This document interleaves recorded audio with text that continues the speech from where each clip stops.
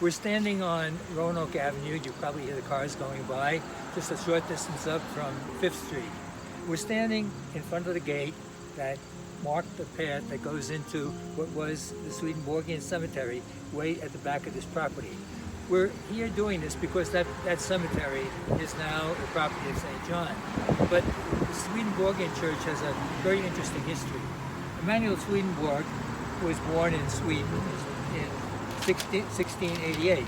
He was a philosopher, he was a writer, he was a scientist, he was a person who worked in different kind of engineering, very talented man who had left a great deal of writing. In 1741, when he was now 53 years old, he had a series of what he called visions. And these visions were to him revelations from God.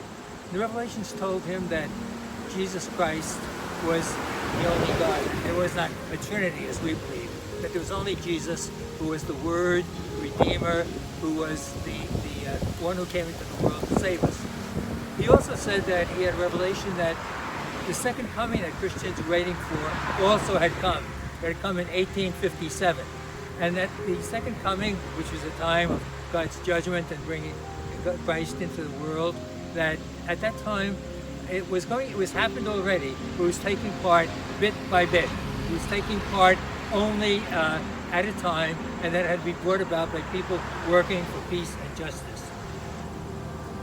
When he died in 1772, his message spread to a group of different people and finally came to the United States. And it's interesting that very early on, in 1831, there was a community of people of the Swedenborgian faith here in Riverhead.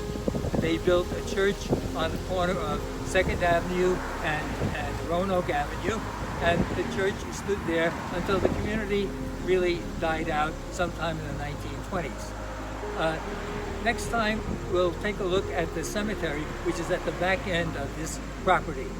But for now, we just look at the history of a community that was here, lived, and died out.